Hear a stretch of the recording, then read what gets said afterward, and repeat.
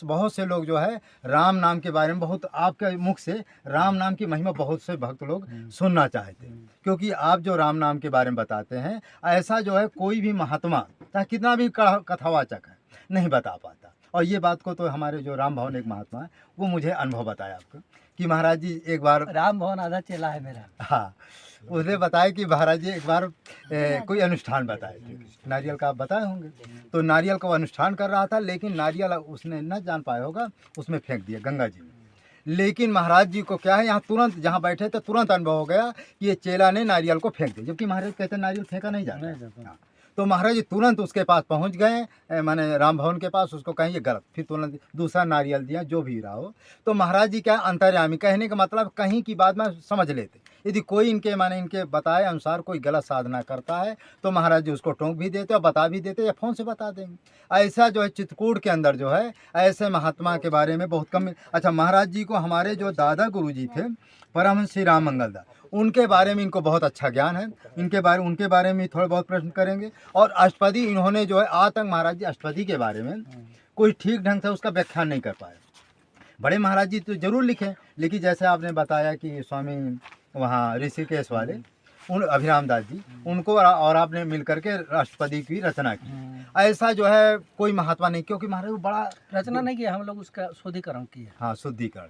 तो इस तरह से महाराज जी ने बहुत अच्छे अच्छे कार्य किए। लेकिन पहला प्रश्न में हम जा रहे हैं कि पहला प्रश्न ये है कि राम नाम से प्रारब्ध कैसे कटे। ये महाराज पहला प्रश्न है। व्यक्ति के पास 3 प्रकार के पाप होते हैं।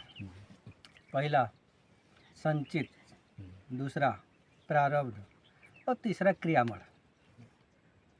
संचित वो पाप होता है व्यक्ति के ऊपर जो कालांतर में भोगना है, दूसरे जन्म में, अभी नहीं।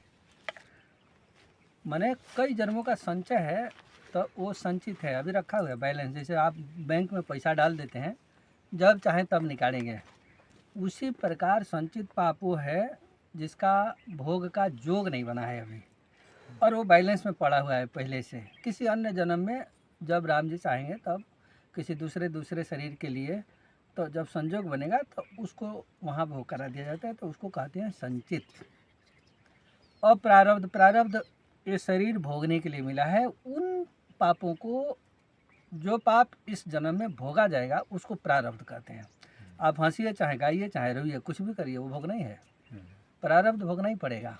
अब प्रारब्ध को काटने के लिए उपाय है, लेकिन थोड़ा कठिन है। कट जाता है, ऐसा नहीं है, राम नाम से सब कटता है। संचित हो चाहे प्रारब्ध हो चाहे क्रियामण हो, सभी कट जाता है। तो संचित पाप वो है जो इस जन्म में नहीं भोगना है, किसी अन्य जन्म में भोगना है, इस समय उसका संजोग नहीं है। प्रारब्ध वो है जो इस जन्म में भोगना ही है। और क्रियामण वो पाप है जो इस जन्म में आप कर रहे हैं, उसको क्रियामण करते हैं। तो इस जन्म में जो कर रहे हैं तो फिर अगले जन्म के लिए आता है। तो अब आपका प्रश्न क्या है कि राम नाम से प्रारब्ध कैसे कटे। तो राम नाम से प्रारब्ध तो कटता है, लेकिन प्रारब्ध के लिए, जैसे प्रारब्ध कई प्रकार के होते हैं।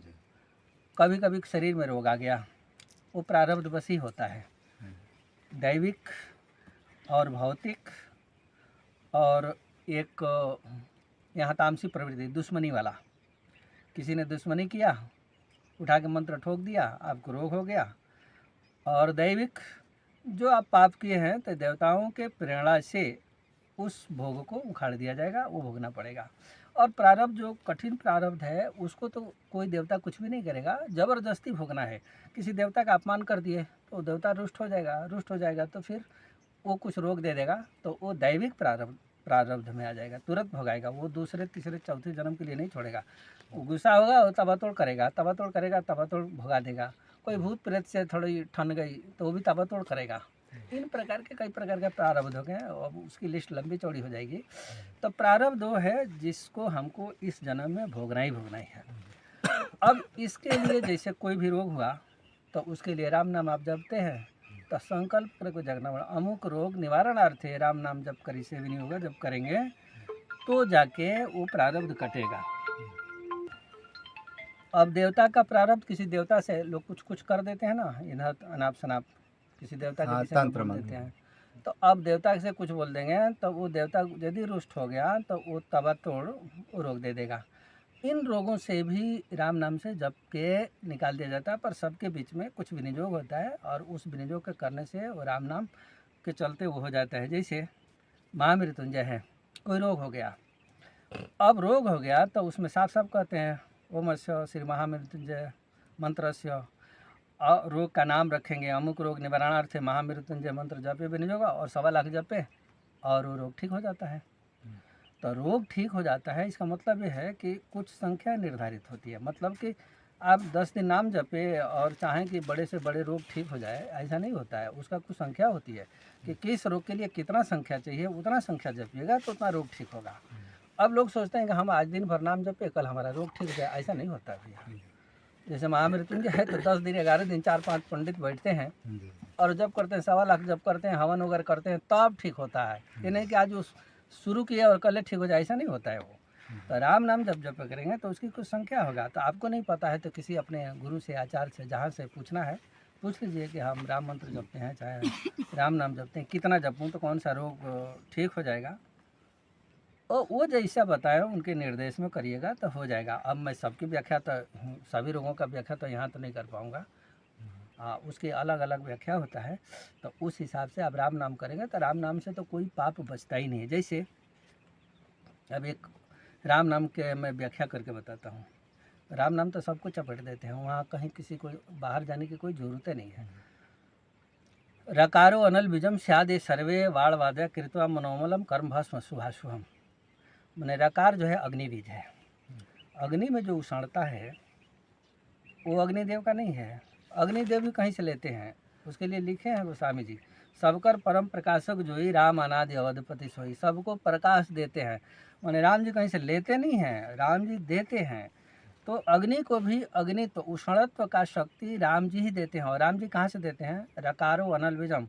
रकार जो है, राम नाम का जो रकार है वो पूरा अग्नि के थोक माने अग्नि के हाउसे हैं, वो पूरा घर है, वहीं से सारा अग्नि हर जगह भेजा जाता है।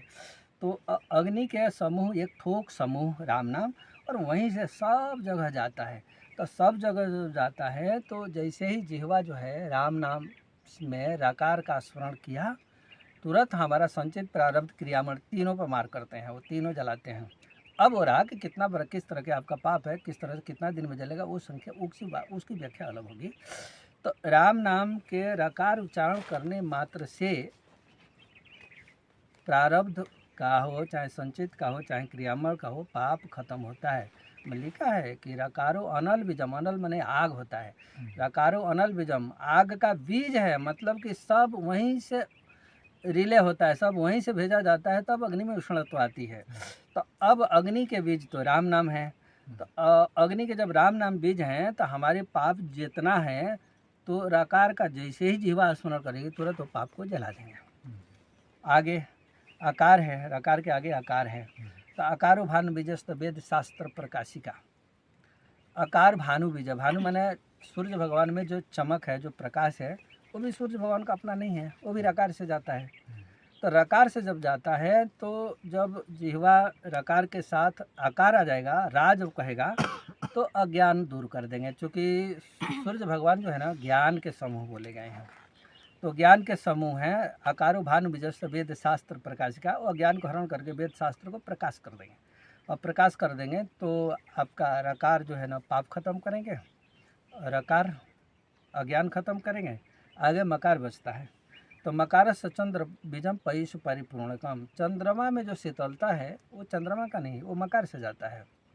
तो मकार से चंद्र का जो शीतलता है वो मकार से मिलता है। मैंने बर्फ़ में जो ठंडत्व है वो ठंडत्व मकार से जाता है।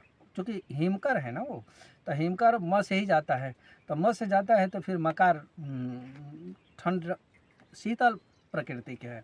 और शीतल के साथ में पयुष परिपूर्णकम, पयुष होता है अमृत, अमृत का पूरा लाभालाभ। इतना अमृत है, इतना अमृत है कि वहाँ जितना भी ले लीजिए ख़त्म होने वाला नहीं है। अन्य देवताओं के पास जो अमृत है वो ख़त्म हो जाएगा, घड़ा भर के है, पर उनमें घड़ा भर के, मकार में घड़ा भर के नहीं है, वहाँ तो समुद्र है अमृत का। जी। तो जितना ले ले उतना कम ही है, आपका बर्तन छोटा पड़ जाएगा वहाँ से निकलने में। अब समुद्र से आप जितना पात्र रखेंगे उतना ही अमृत पानी निकलेगा। तो मकार में जितना समुद्र है उतना आप निकाल भी नहीं पाते हैं, मैंने निकाल सकते नहीं हैं। जैसे भगवान शिव हैं, ये राम नाम का व्याख्या हुआ, मैंने आकार रकार महाराज पाप खत्म करेंगे, आकार अज्ञान खत्म करेगा, मकार अमृत पिलाएंगे। तो जब आपका पाप खत्म हो जाएगा, अज्ञान खत्म हो जाएगा, तो मत उत्पन्न होती है। और आगे की व्याख्या करें तो और ज़्यादा घनिष्ठ हो जाएगी। तो ये रकार से ही ब्रह्मांड नहीं है, ब्रह्मांड के चलाने वाले उत्पन्न होते हैं। अनंत ब्रह्मांड। अच्छा महाराज जी, ये ब्रह्मा विष्णु महेश सब राम नाम ही जपते हैं? सब टोटल।